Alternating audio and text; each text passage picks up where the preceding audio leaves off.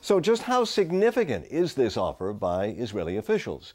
Joining us once again to provide his insights is Daniel Levy, a senior fellow and the co-director of the Middle East Task Force at the New America Foundation. Nice to have you back.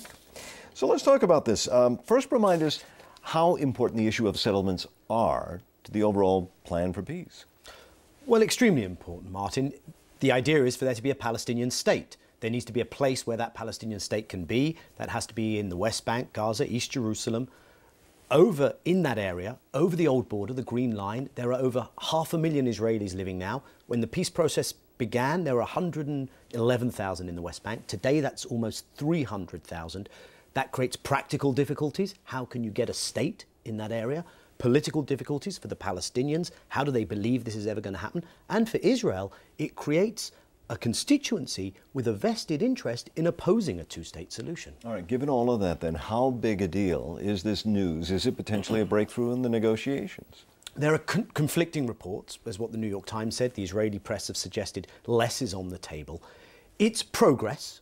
However, it falls significantly short of a settlement freeze because there is the idea that construction would continue where it has begun, which can lead to several thousand units being built. It doesn't include East Jerusalem, although as far as America, the international community, the Palestinians are concerned, that has to be included. What it shows is that when Israel is speaking to a serious, determined and unified American administration, you can get progress. Thus far, it's important but not sufficient progress. Well, if it's not that big a deal, why would Israel even make the offer?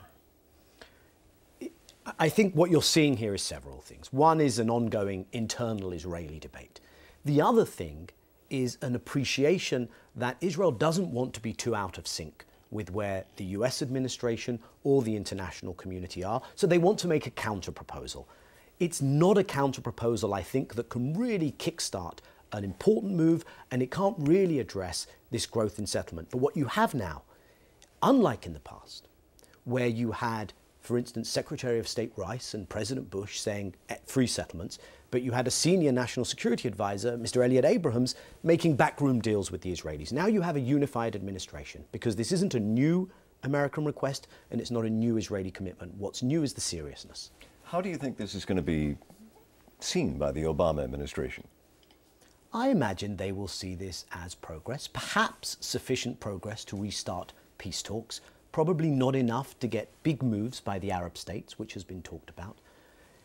What I do think, though, is at some stage they will have to pivot from focusing on a settlement freeze to focusing on a border.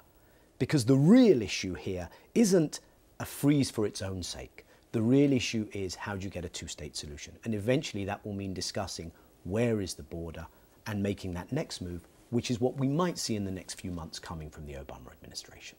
Daniel Levy, as always, thank you. Thank you.